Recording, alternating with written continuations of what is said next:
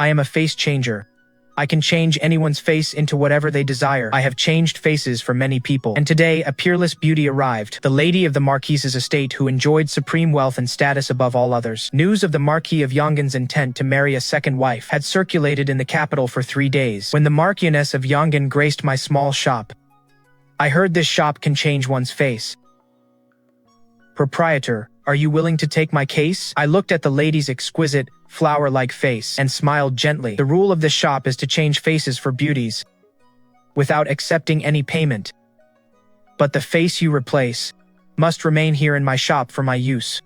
The lady softly agreed. I took a wriggling enchanted worm from a box, confirming with the Marchioness of Yongan one last time. This face-replacing bone can only be used once in a lifetime. Once the face is altered, there is no way to change it back. The lady replied firmly, change it. I will not regret it. I flicked a sharp, slender needle from my sleeve and made an incision beneath the lady's ear. The worm in my hand reacted to the scent of blood, crawling through the cut into her fair skin. The lady's raven feather, like eyelashes, trembled slightly, her pale red lips pressed tightly together. I cannot help but feel pity for beauties. I have some miraculous painkillers here.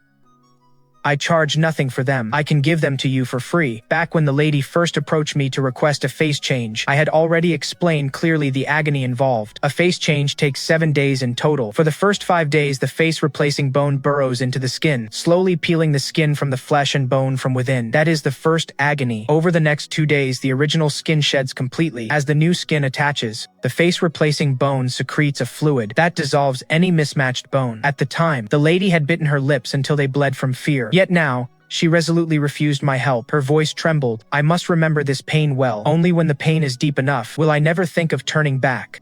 How could you bear to cast aside such a stunning, ethereal face? To escape. For the sake of freedom, the reasons guests come to the Dainzhuang Pavilion to change their faces are mostly to hide from enemies or to acquire a more beautiful appearance. But in her case, I could not help but be curious. What was this unfreedom that made a pampered noble lady willing to endure such unbearable agony that she had to break free from it? What could it possibly be? Because I had to monitor the condition of the parasite at all times, I took the place of her personal maid and entered the Marquis' estate. The lady could not stay away for too long, so I disguised myself as her newly purchased maid to live in the manor. Yet I did not expect to run into a strange coincidence there. The woman the Marquis of Yongan intended to take as a second wife, the younger sister found after being lost for years, was a client who had once changed her face here with me. She had stolen the identity of the woman whose face she had taken. At night, when she was preparing to rest, the Marquis of Yongan arrived. In the capital, it had always been rumored that the Marquis was a rare, devoted man of high status, deeply and exclusively in love with his wife, never allowing any other woman near him. I waited to the side, glancing sideways at this so-called devoted lover, who disregarded his wife's dignity. To take a second wife, he had sharp brows and deep-set eyes, a prominent nose and thin down-turned lips. It was a handsome face indeed, but his entire demeanor was too cold and stern, giving him an air of cold-blooded indifference. His voice when he spoke was icy to the core. How much longer do you intend to make a scene with me? Ning and I were betrothed from the start. Out of consideration for our childhood bond, I did not demote you from wife to concubine, but merely allowed Ning to be a second wife. Are you still not satisfied with this? She is your own sister. You have already taken the position that should have been hers. What more do you have to quarrel with her about? The madam bit her lower lip gently. There was no anger on her face, only disappointment and sorrow. Do not forget, it was you who said you loved me back then, and begged our parents for their consent. I married you to fulfill the betrothal for my younger sister. If you believe this position of the lady of the house should rightfully be hers, you could have simply cast me aside. I never had any intention of competing with her for anything. The Marquis of Yongan paused slightly, his tone softening just a little. Do not intentionally speak in anger to hurt me. Your parents are unkind to you. Where could you go if you left me? Besides, I could never bear to treat you like that. Bringing Ninger into our home is merely to compensate for the suffering she endured while lost all these years. It will not affect the feelings between you and me. The Marquis's estate will always be your home. I will always be your husband. Those two things will never change. He whispered sweet words to her, reaching out to embrace his wife. The madam lowered her eyes, remaining motionless. She stood in his arms like a wooden statue, offering no response whatsoever. The Marquis tried to coax her a few more times, when suddenly, A maid's voice came from outside the door. "My lord, our young lady is being troubled by nightmares, and she keeps crying out your name. Please come and see how she is." Upon hearing this, the Marquis did not hesitate for even a second. He let go of his wife immediately. "Ninger is not like you, raised in luxury and gold, cherished and pampered since childhood. She wandered outside for many years, and her personality is timid and fragile. I will go check on her, and be back in a moment." After the madam nodded, he turned and walked away without looking back, striding off with purpose. The words the madam spoke to herself were heard only by me as I stood by her side. And what of me? Was I not raised in fear and trembling as well? Yet, no one has ever felt a shred of pity for me. The Marquis of Yongan did not return that night. From the second day on, as the parasitic insects tore deeper into her flesh, the madam felt an increasingly intense and excruciating pain, yet she remained as if she couldn't feel it at all, her expression calm, a sort of deathly stillness, a calmness lacking the spark of a living person. A maid entered to report from outside. "My lady, Master and Mistress Ye have arrived. The Marquis asks that you come to the hall to meet them." I offered my arm to the madam and accompanied her to the main hall, where two elderly people well past 50 glared at her with fury. Mistress Ye was the first to speak. "Xunshu, I heard that Ninger was plagued by nightmares last night. We allowed Ninger to move into the Marquis's estate early. Was that not so you could help her restore her health? As her elder sister, how exactly have you been looking after her?" Master Yi followed immediately. "Did you not study medicine under the saint of medicine? Why is it that after your sister has stayed here so long, you still haven't cured her of this demonic affliction?" The madam replied helplessly. "Father, mother, have you forgotten? The last time I fed my sister a medicinal broth to calm her spirit and nourish her energy. She refused to drink it and cried out that I was trying to poison her. For that, the Marquis called me a poisonous woman and placed me in confinement. You also came here in person and berated and scolded me for an entire day. Not one of you believed me. So how could I possibly dare to intervene and treat her now?" Once she said this, Master Yi and Mistress Yi were both rendered speechless. Mistress Yi scoffed and said, "I believe you are just resentful that Ninger has returned and has taken your position as the Marquis's wife. So you are deliberately watching her suffer in this affliction, simply standing by and doing nothing. Do not forget, this position was something you usurped. What is his, rightfully belongs to her." I saw a glimmer of tears in the madam's eyes. Her hands trembling, she pointed at the two of them and said, "You heard sister say she was fond of the Marquis, so you tricked me into bringing him home, stopping at nothing, even drugging him, just to manufacture a scene of intimacy between him and my sister, causing me to miscarry, and leaving me to suffer the agony of losing my child. All this because you felt I had taken my sister's place. Is that it?" Old Madam Yi retorted, "Isn't that the truth? If you hadn't occupied the position that rightfully belonged to Ning, and even after she returned, adamantly refused to let her marry into the Marquis's household, leaving her at home unable to eat or sleep, drowning in her own tears, your father and I wouldn't have had to resort to such extreme measures. As for the child in your womb, that is simply because you lack the fortune and the ability to protect it." The madam clenched her fists, her eyes red as she demanded, "I clearly stated that I could step down on my own, yielding the position of the legitimate wife to my sister. Why did you refuse to agree?" Master Yi flicked his sleeve and snapped. "For a married daughter to be cast aside by her husband's family is a scandal that would invite endless ridicule. If you have no shame, the rest of us, your mother, your sister, and I still do." This sentence was practically a blatant insult, calling the madam shameless. The madam could not help but sway. I quickly reached out to steady her. The Marquis of Yongan, having arrived late, happened to hear that final remark. Seeing the pale and fragile look on the madam's face, a flash of sympathy crossed his eyes. He consoled her. "Since I have taken you as my wife, I have never once considered divorcing you. You will be mine for this entire lifetime. My care for Ninger is only because she is your own sister. A case of loving the house for the sake of the crow." Old Madam Yi scolded the madam. "You as the elder sister are failing in your duty, forcing the Marquis to look after her for you. If you won't be grateful to her, how dare you lose your temper with her? So unreasonable and ignorant of propriety. Allowing a jealous and immoral daughter, like you, to marry into the Marquis's estate is what we owe to Huaixiu." The madam closed her eyes. Seeing this, the Marquis of Yongan's expression shifted. He pushed me aside and placed his own hand around the madam's waist. "What is wrong? Are you feeling unwell? Why didn't you say so sooner? If I had known, I wouldn't have let you come out to host your parents." After speaking, he swept the madam up in his arms and hurried back to the inner quarters, not forgetting to command me, "Go call a doctor." Master Yi and Madam Yi left with dark expressions. The Marquis of Yongan stayed with the doctor the entire time. While he checked the madam's pulse, he only left after hearing she was not in any serious danger. It wasn't until no one else was in the room that I had the chance to voice my inner doubt. "Are those two elderly people really your parents?" The madam's eyes dimmed, and she nodded slightly. I was astonished. "Are Are you biologically theirs? Looking at the way those two insulted her, the madam didn't look like their daughter, but rather like an enemy. The madam gave a bitter laugh. I would have preferred it if I weren't.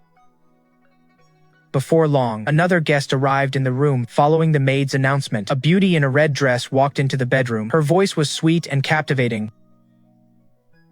I heard you were ill, sister. Presumably, this was that younger sister of hers who went missing as a child and was only found later. I looked up to see, and my pupils contracted sharply. This person was a customer who had visited my Dinzhuanglu branch in Jiangnian.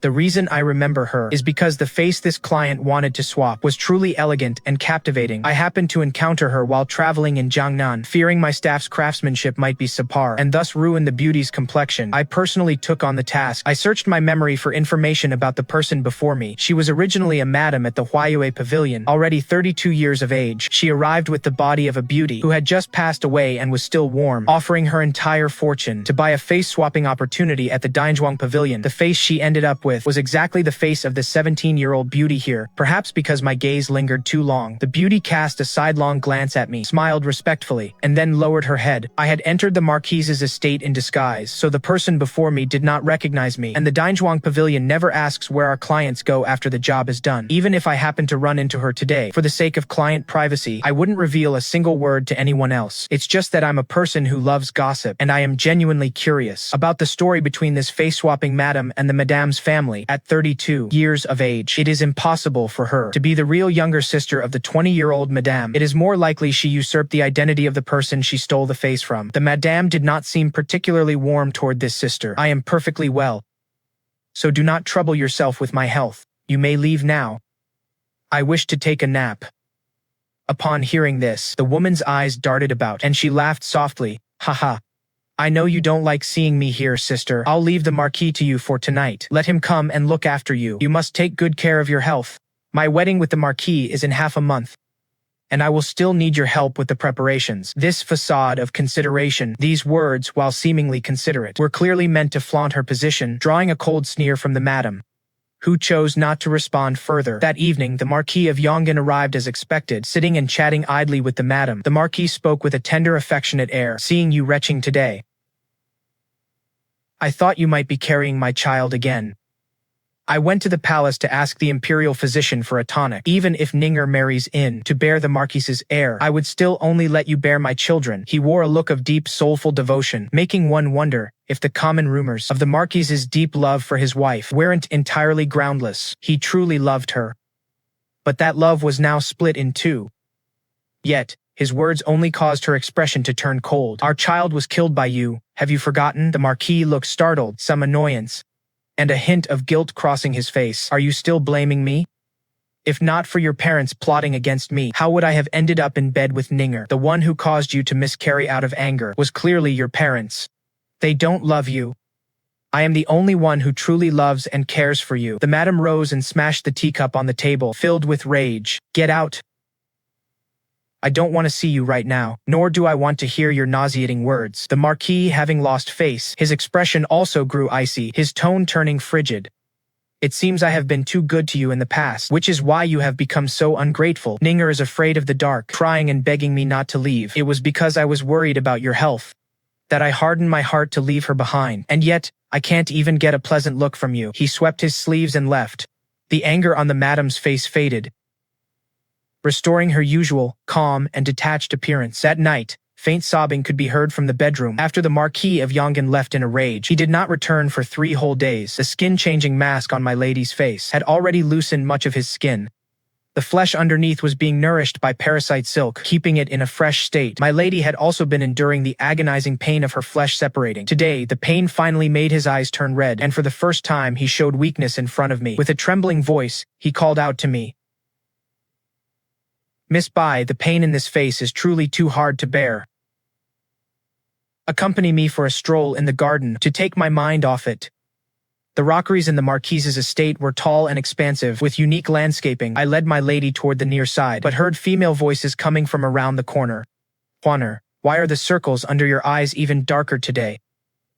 The other girl said resentfully. I've been on night watch for the past few days. The Marquis and Miss Yi play until the middle of the night every night. As long as they don't call for water, I dare not sleep, and I have to get up at dawn to tidy up. It'd be a wonder if they weren't dark. The person beside her lowered her voice even further. Miss Yi has really seduced the Marquis completely. Ever since she moved into the estate, the Marquis hasn't even visited the ladies' chambers. Last time I was on night watch, the Marquis didn't close the window. I heard him praise Miss Yi for her snowy, fragrant skin and her natural charm. The maid's voice grew lower and lower until it was no longer audible. My lady's hand resting on my arm tightened. I turned to look at her, her eyes brimming with tears, shaking her head slightly at me. I kept quiet in silent understanding and helped her walk in the opposite direction. Upon returning to the inner courtyard, I finally let go of the hand I was using to support her, to see what expression she had after staying quiet the whole way. At this glance, I saw tears flowing silently down my lady's face. She bit her lips so hard that the pressure drew blood. To hear with one's own ears that the husband you've loved for years is pleasuring another woman, Anyan would be unable to remain unmoved by that. I stood there quietly, waiting for the madam to finish crying, before pulling out a handkerchief to hand to her. As the madam wiped away her tears, she forced a smile, a look more desperate than tears themselves. Once the physical pain sets in, the heartache will be unfelt. I couldn't bear it, so I reached out to cover her tear-filled eyes. I said softly, I think when you're sad, you shouldn't force yourself to smile. I began to understand why the madam would rather endure the pain of changing her face just to escape. Her own parents schemed against her, the husband she loved betrayed her, yet she was still forced to stay here and accept it all. If she didn't find a way to leave, every day and every night to come, she would live in soul-crushing torment. How could that be any less painful than changing one's face? In the blink of an eye, the 5th day arrived. The time for the face change had come. I asked the madam if there was a look she wanted. In the pavilion of 1,000 faces at the Dianzhuang Tower, there were various faces collected, stored over many generations of owners. The madam shook her head in a daze. As a child, I pretended to be filial to please my parents, and acted as an obedient and respectful daughter. After marriage, to hold on to my husband's love, I remained gentle and considerate. I don't think I've ever considered what kind of person I want to become. In our line of work, the greatest taboo is developing feelings for a client, perhaps because the madam was truly beautiful. Seeing such a beauty in sorrow, I couldn't help but feel my heart ache for her. She was indecisive, so I made the decision for her. I had a childhood friend. When he was 18, he begged me to give him a man's face, after which he went to the battlefield to avenge his father and never returned. Today, I will take his face and change it for you. At the same time,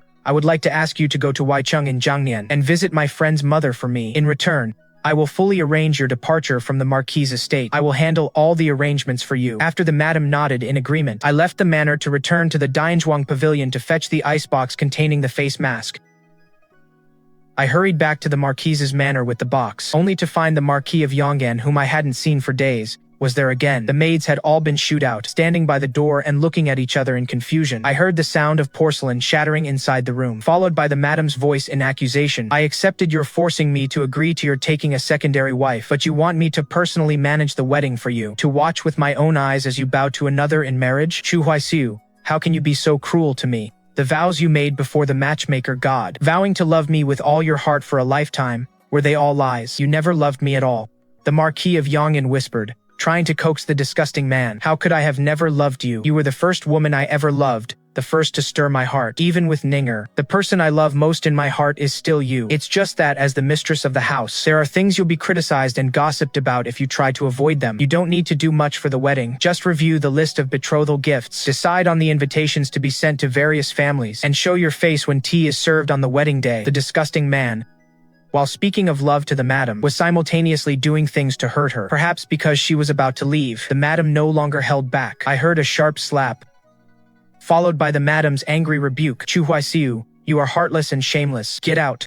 I will never manage the wedding for you and Ye Guining. If you are dissatisfied, you are welcome to write a divorce paper and cast me out of this house. A long silence followed, and then the Marquis of Yongan's voice, grinding his teeth. You jealous woman, since you refuse the decency I offer you, after I marry Ning, you shall vacate this main courtyard for her to live in. Pack your things. Tomorrow, I will have someone move you to the outer courtyard. I certainly won't divorce you. Even in death, you will die within my manor. The door was pushed open forcefully. The Marquis of Yongan stormed out in a rage. I quickly stepped aside to avoid him. I had nowhere to hide the icebox in my hands, which was still softly emitting plumes of cold mist. The Marquis paused in his stride, staring with visible displeasure. What is inside that box? The weather is turning cold now. Yet you are still bringing my wife iced treats?" Saying this, he reached out to grab it. I took a step back, holding the box away, pretending to be flustered as I explained. "This is a new type of iced sugar cake from the East Market. To keep the sugar from melting, it is placed in a box after being prepared and chilled in the ice cellar. In truth, it is not very cold to the taste." The Marquis stepped closer. "My wife doesn't like sweets. My wife loves this. I will take it back to the fragrant pavilion." What a ruinous, wretched man. One of my hands, hidden within my sleeve, was fiddling with a silver needle, intending to wait until the Marquis turned, to prick his back and knock him unconscious. Just then, a teacup was thrown from the room, striking the Marquis squarely on the head. My mistress appeared in the doorway, her face set in a stony expression. "Is your love just like the pastries in the box you are holding? Because Ye Guining likes them, you take everything away from me and send it to her, is that it?" As the two confronted one another, I found the atmosphere quite strange. I couldn't help but steal a glance at the Marquis's complexion. He looked as though he were enraged, because my mistress had lost her temper and scolded him. Yet the corners of his eyes and brows revealed a hint of irrepressible delight. This man is truly despicable." The Marquis handed the box to my mistress and said with a smirk, "Xuanshi, this is the first time I've seen you so jealous and angry. For the past few days you treated me with such indifference. I almost thought you didn't care for me anymore. I know. These days I have hurt you deeply because of Ninger. We have a long life ahead of us. I will make it up to you slowly. He will soon find out that there will be no future for them at all." The lady didn't say a word, nor did she even glance at me. I followed him into the room. He turned and slammed the door shut with a loud bang. The Marquis of Yongan stood outside the door for a while before finally leaving. Before the lady lay down, I handed her a cup of tea mixed with painkillers. She shook her head, once again refusing my kindness. She was still quite afraid. As I reached out to attend to her, she blinked and took the initiative to start a conversation. "Let me tell you my story.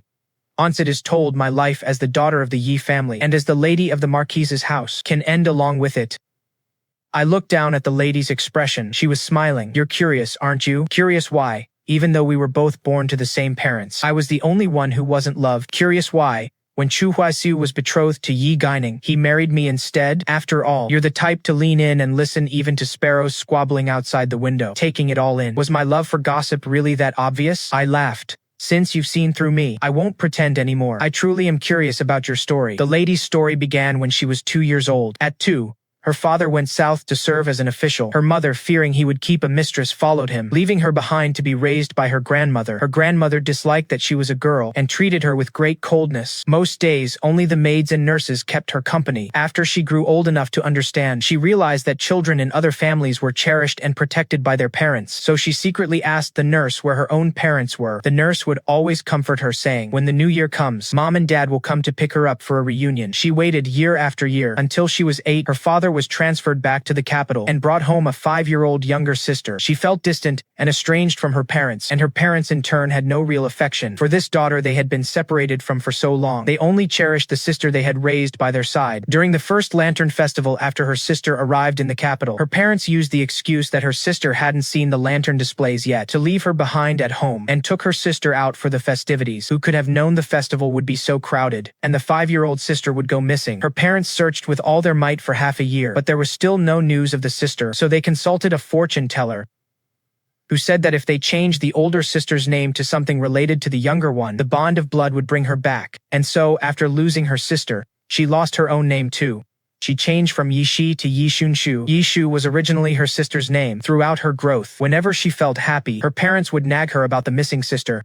"You're here enjoying a life of comfort at home, while my poor Shu is out there suffering somewhere. Your sister hasn't even been found yet. How can you be so happy and live such a peaceful, easy life? The things you wear should have been your sister's. She was always fair-skinned and adorable since she was little. These clothes and accessories would surely look even better on her." Such heavy accusations filled her little heart with guilt, causing her to develop the habit of humbly trying to please her parents. Her father's health was poor, and her mother suffered from chronic headaches and back pain after childbirth. To help nurse them back to health, she even knelt in front of a doctor's house for 3 days, begging for the chance to become an apprentice. After mastering the skills, she personally performed acupuncture and massages for them every month, and prepared medicinal baths for them. Through her tireless efforts to please them, her parents gradually grew closer to her. But all this closeness, from the moment Ye Guining was found, were all snatched away again by her parents. They treated her as the enemy of their beloved daughter, going so far as to scheme against her until she lost her own child. The 2 years her parents spent in the south, where when the Marquis of Yongan was taken by his parents to travel thousands of miles to attend his grandmother's funeral and mourn. The two families formed a bond during that time. The Marquis of Yongan became a student of her father, learning literature and writing under his guidance. It just so happened that her mother gave birth to her younger sister then, and so the two families arranged for a childhood betrothal. After her sister went missing, the Marquis of Yongan continued to visit frequently, as her father was his mentor. He eventually grew very close to the family. The Marquis of Yongan was only 2 months older than her, and as she reached the age of awakening romance, the young lady secretly fell for the lad who would bring her candy and small trinkets from the market. However, she knew he was her sister's betrothed, so she never revealed her feelings.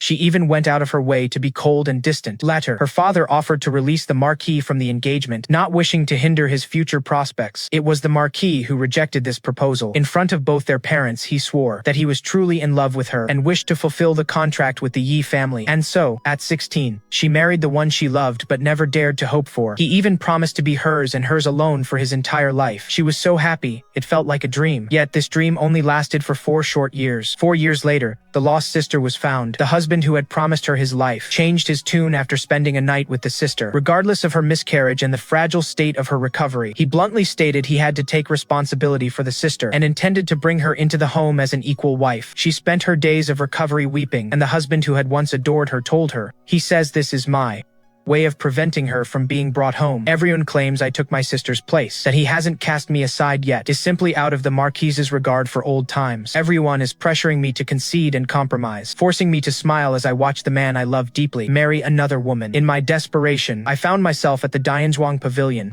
The tip of the needle I inserted into the madam's skin was coated with a sedative. As she spoke, she drifted into an unconscious sleep. I took out a small bell and gently beckoned the Gu insect hidden beneath her skin. I retracted the threads of the Gu that clung to her flesh. I slowly peeled away the face I had lived with for 5 days. Without a change in expression, I replaced it with the face of an old acquaintance, long sealed in an icebox. The Gu insect did its duty diligently, adjusting the fit between the borrowed skin and the flesh beneath. By the third watch of the night, a dark figure slipped silently into the manor. He tossed the female corpse he was carrying before me. Pointing to the madam sleeping on the bed, I told him, "Take him and the parcel beside him with you.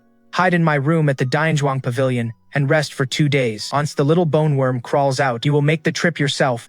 Escort him to Aunt Zhao's home in Huaicheng." I retrieved the kerosene I had hidden under the madam's bed and doused the entire room with it. Then, I threw in a lit fire starter. As tongues of flame engulfed the room, I vaulted upward, leaping into a distant tree to conceal myself. The maidservants had long since been sent back to the servants' quarters. By the time the people in the Marquis's estate noticed the fire, half of the madam's room had already collapsed. I watched as the Marquis of Yongan rushed over in a panic, screaming the madam's name, nearly losing his mind. I saw the farewell letter the madam had left in the courtyard beforehand drift with the wind to the Marquis's feet. His hands trembled as he picked it up. "Today I sever our ties with my life. The debt of my upbringing is repaid.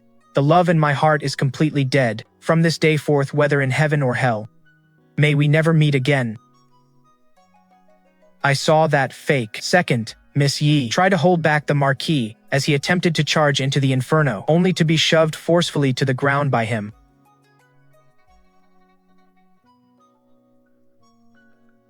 After the servants finally extinguished the fire, they carried out a charred corpse from within. A mournful wail escaped the Marquis's throat. He knelt on the ground, weeping uncontrollably as if he had lost his mind. "Xiaoxi, I was wrong. I won't take a second wife anymore. Please, won't you come back? I only want you. From now on, I only want you."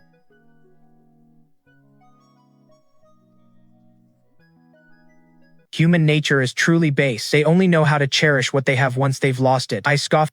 Having no desire to watch this farce any longer, I covered my face and slipped away into the night. I didn't expect to run into the Marquis of Yongan again after half a year. I was merely out, taking a bouquet of flowers from a little beggar, and it was too late by the time I caught a strange scent. The drug hit my lungs, and my eyes went black as I collapsed to the ground. When I woke up, I was in a dark cell. The Marquis was sitting just behind a door.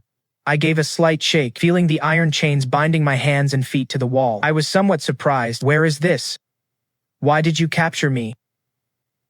That the Marquis could track me down did indeed surprise me. It seems he is not the lecherous fool I took him for. The Marquis's gloomy gaze fell upon me, full of murderous intent. Master of Dianzhuang Tower, Bai Feiyan, return my wife to me.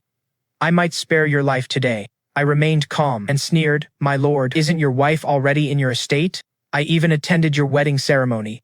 Just a month ago. Your little wife already looked to be 4 months pregnant.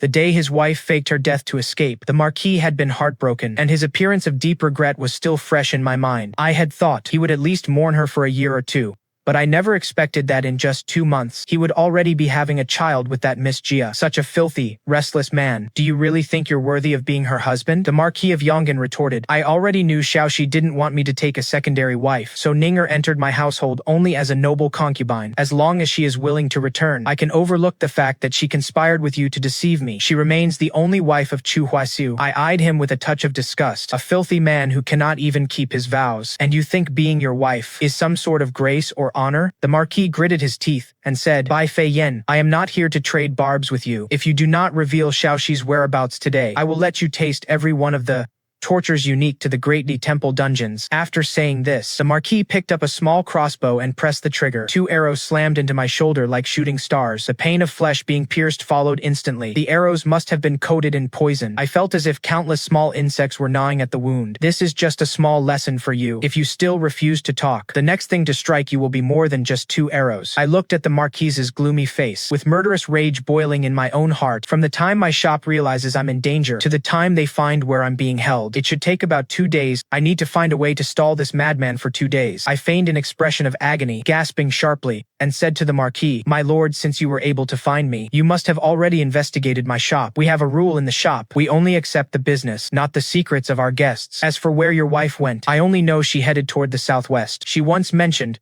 wanting to see the treacherous mountain ridges there. This is something she happened to mention to me in conversation. When the Marquis was young and traveling for his studies, he spent 2 years in the Shu region. He and his wife had promised to visit Shu together one day. After hearing me say this, the Marquis clearly remembered this promise he had failed to keep. He was silent for a moment. He called his subordinates to send men to scout in Shu. Immediately send men to Shu to investigate the events of that year. He threatened me coldly. Surely you know, Madam Proprietor, I have no limit to my patience with you.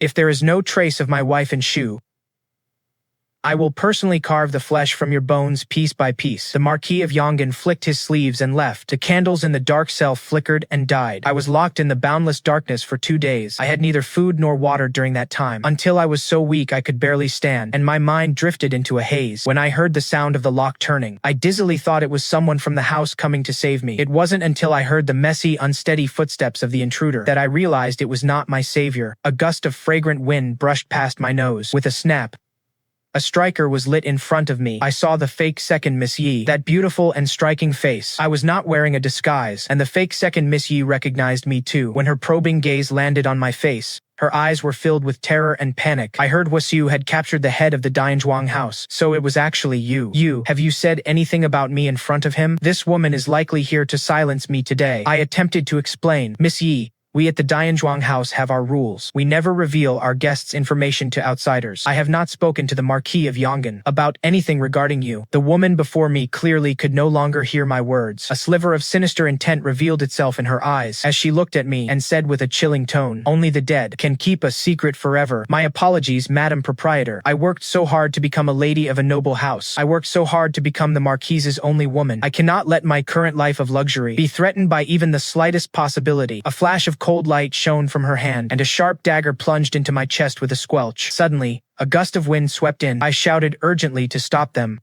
Someone is coming. The blade swerved back. The hilt struck the fake Miss Yi at the back of her head and knocked her out cold on the floor. I let out a sigh of relief. Finally, I don't have to endure the pain. I cried out in pain and shouted, A Yuan, quickly help me break these chains and put some painkiller on my wound. A Yuan silently tended to my wound, then popped a detoxifying and restorative pill into my mouth. Only when she saw color returning to my face did she ask why. Are you blaming me for why I shook off the guards protecting me in secret, traveling alone? I curled my lip. I just wanted to enjoy 2 days of total freedom. Who would have thought the Marquis of Yongan would be so capable? He managed to track me down.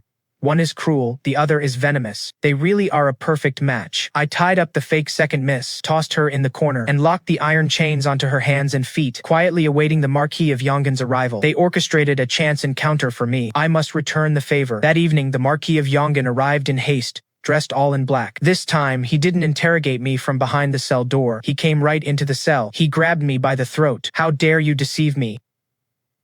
It seems you haven't found a trace of your wife." That has driven him mad with rage. His eyes were bloodshot. He drew the sword from his waist, ready to slice the flesh from my shoulder. I flashed a grin, broke free from my chains, and fired the silver needle in my hand straight into the Marquis of Yongan's chest. He was caught off guard, never imagining I could fight back, and was poisoned in an instant. He collapsed to the ground. "Hey, Yuan," I called out toward the roof.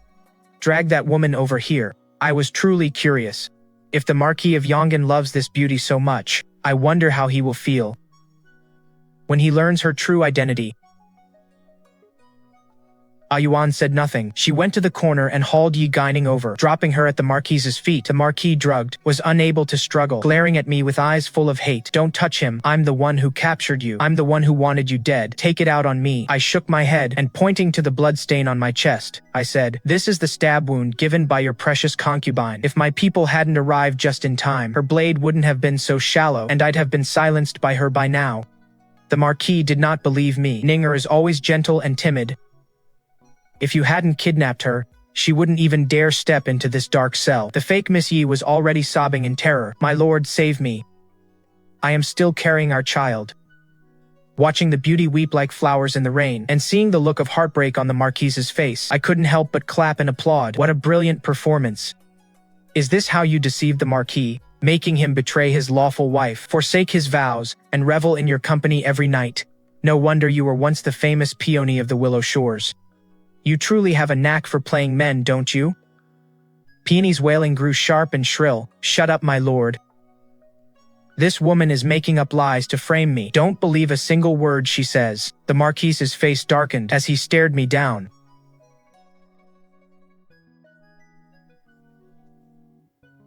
"What do you mean by those words?" I placed my foot on Peony's neck, forcing her to bow down toward the Marquis. I held up a lamp and leaned in, finding a faint red dot beneath her ear. I pointed it out to the Marquis. "Surely, my lord, you've investigated. The only trace left when we at the Dainzhuang Pavilion swap a face is this scar where the insect entered and exited beneath the ear. Take a good look. The person in front of you is not the real second Miss Yi at all. She is only wearing the second Miss's face." The Marquis of Yongan's pupils constricted. He looked at Hua Mudan and asked, "Is what he says true? Who exactly are you?" Panic was unmistakable on Hua Mudan's face, yet she still stubbornly insisted, "My lord, I am Ye Guining. I am your wife. I am the mother of your child. Do not listen to the meddling of outsiders." I let out a scoff. I said to Hua Mudan, "A marriage thrives on honesty between both parties. Since you refuse to tell the truth, I shall tell it for you." Instead, I turned toward the Marquis of Yongan and said slowly, "She was once the most celebrated courtesan of the Huaiyue Pavilion in Jiangnan. When she got older, she turned into the madam of that very same house. Don't let her fresh, 17-year-old face fool you. In reality, she is already 32. It seems she is even a cycle older than you." The expression on the Marquis's face shifted several times, likely because he could not bear to believe that he had been sleeping with an aging woman from a brothel. He flatly denied it, saying, "Impossible. Ninger has a delicate and innocent nature, not like a woman in her 30s. I offered a mocking smile and asked the Marquis whether it is true or not. "Can you not feel it for yourself, my lord? If she were truly a naive, unmarried 17-year-old girl, how could she have bewitched you so completely? You don't really think she has some divine talent, do you? That is nothing more than the craft she honed. After years of operating in the world of pleasure, I had heard the Marquis had a fastidious nature, and after hearing what I said, the Marquis imagined the woman beside him, having been enjoyed by countless base men. Sure enough, he looked as if he wanted to retch. With his eyes wide with fury, he glared at Hua Mudan. Hua Mudan was still shaking her head in denial. "What he says is false. My lord, do not believe him. Look at me. I am the genuine daughter of the Yi family. Look at this face of mine. Didn't you say I was as innocent and pure as the girl in your childhood memories?" The Marquis of Yongan turned his face away, his expression dark and avoiding his gaze. Having said what needed to be said, I made my move using a yuan sword hilt. I crushed two of the Marquis's fingers, This is in return for the 2 arrows you used to wound me. As for Hua Mudan, my breach of contract in exposing your face swap identity cancels out the debt of that slash you owe me. Oh right, the true identity records of the second Miss Ye are still at our Dianzhuang pavilion in Jiangnan. If the Marquis or those 2 old fossils from the Ye family want to claim them, have 100 taels of gold ready first. Back at the Dianzhuang pavilion, Yuan knit his brows, looking quite displeased. They hurt you, why not just kill them? I smiled and patted Yuan's head. Sometimes living is far more painful than dying. Besides, Hua Mudan might not survive the wrath of the Marquis of Yongan. Armed with the clues I provided, the Marquis soon uncovered Hua Mudan's true identity. The Ye parents finally realized that for the sake of a fake daughter, they had driven their own flesh and blood to throw herself into the flames, just to be rid of them forever. At the pavilion, I met with the Ye parents who arrived with the 100 taels of gold. Both looked utterly haggard, with vacant, haunted expressions. Old Madame Ye's eyes were even swollen and red from crying. Lady Bai, was my daughter truly murdered by that vixen in the Marquis's manor? Could you please take me to see her? I took half of the 100 taels of gold without any pretense. Of course I can. This is the deposit. Once you confirm that the remains are truly your lost second daughter, I will collect the other half. As I set out for Jiangnan with the elderly couple, the Marquis of Yongan followed us too. He rode behind our carriage. I heard he was stripped of his title by the emperor these past few days, because he, the commander of the Imperial Guard, had mobilized the Imperial Guard without authorization just to hunt me down and find his wife's whereabouts. On the road, the Marquis rode his horse up to my carriage. He asked me in a low voice, "What is your relationship with the Emperor?" I smirked and replied, "What does that have to do with you? In any case, I am not someone you can afford to offend.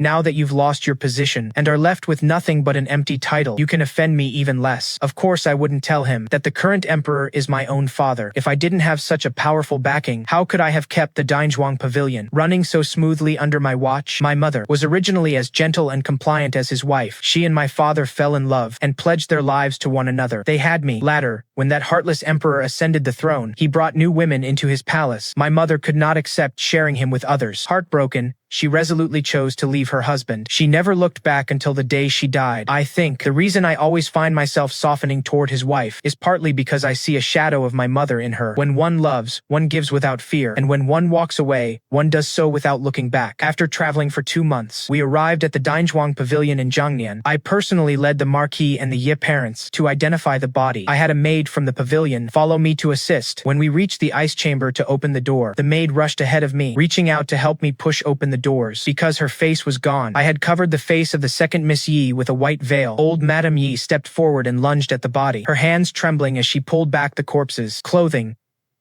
There is a burn mark on her leg, and at her ankle is the scar from when a neighbor's dog bit him as a child. This is the daughter I have spent 12 years looking for. That woman at the Marquis's estate. Don't think that just because she committed suicide to escape justice, I will let her off the hook. The debt for killing my daughter.